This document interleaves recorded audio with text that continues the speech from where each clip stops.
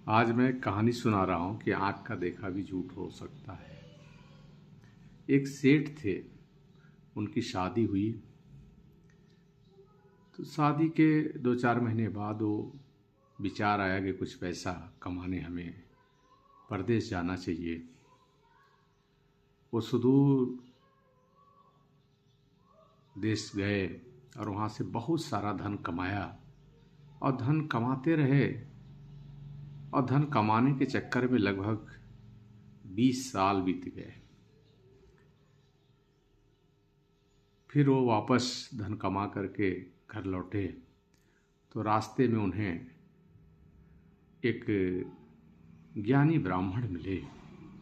वो भी परदेश गए थे ज्ञान बांट करके धन कमाने, लेकिन कोई उनका ज्ञान लेने वाला मिला नहीं जो उन्हें उचित पारिश्रमिक दे सके।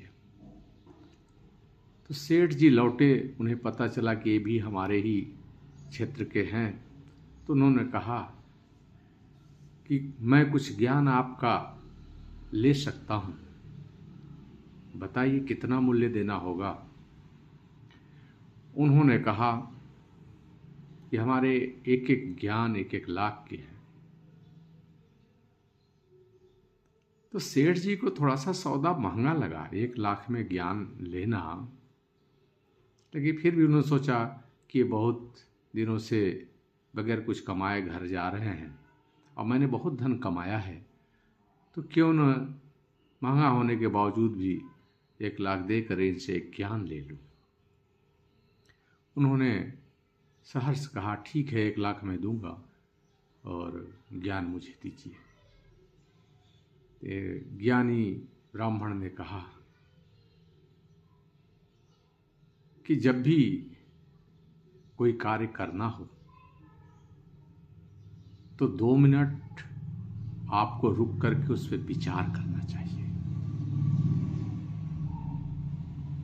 यह ज्ञान दे करके सेठ जी से अपना पारिश्रमिक लिया और चले आए। सेठ जी जब घर आए, आते आते शाम हो गई। उन्हें लगा कि घर वालों को सूचना न किया जाए, बगैर सूचना के उनको सरप्राइज दिया जाए। वो जब अपने घर के मुख्य द्वार पे पहुंचते हैं तो वहाँ नौकर उनको पहचान लेता है, लेकिन सेठ जी ने उन्हें मना कर दिया नौकर को कि तुम किसी को बताओ नहीं कि मैं आ गया हूँ। और सीधे वे अपने पत्नी के कक्ष में बगैर बताए प्रवेश करते हैं। पत्नी के कक्ष में प्रवेश किया। 20 साल बाद परदेश से धन कमा के लौटे थे। उन्होंने देखा कि उनकी पत्नी एक नौजवान युवक के साथ सोई हुई है। देखते ही वे आग बबूला हो गए और तलवार उठा ली, म्यान से निकाला और उन्होंने निश्चय किया कि जिस पत्नी परिवार के लिए मैं धन कमाने गया था वह तो किसी पुरुष के साथ सोई हुई है। इसका गर्दन अब मैं धड़ से अलग कर दूंगा। लेकिन जैसे ही गर्दन पे तलवार चलाने वाले थे कि उन्हें ब्राह्मण,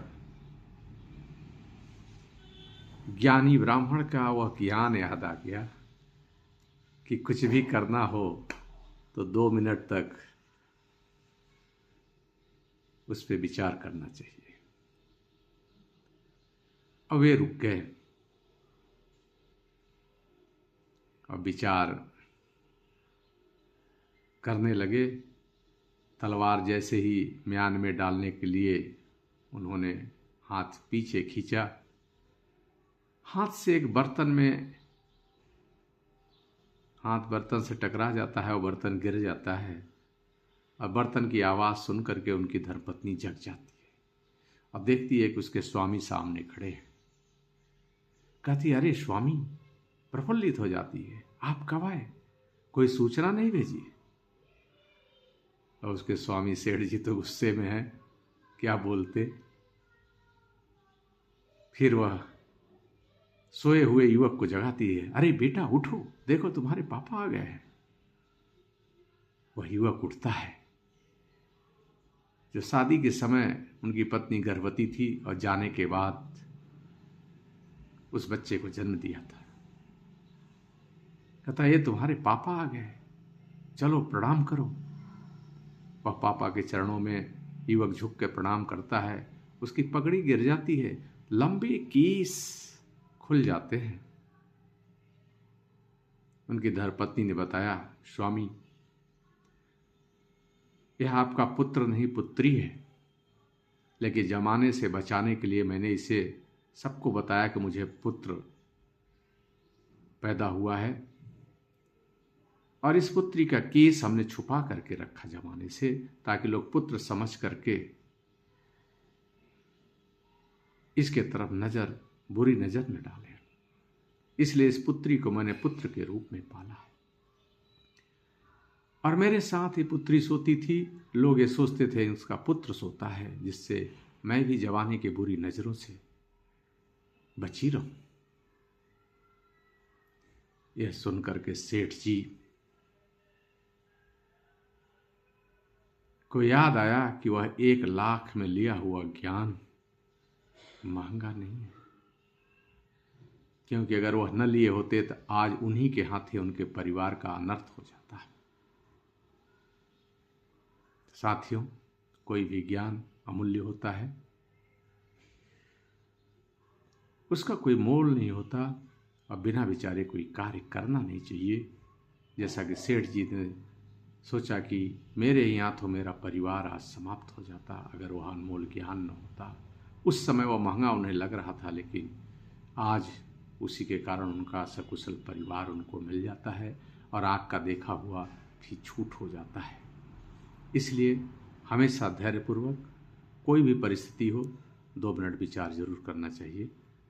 नमस्कार, धन्यवाद।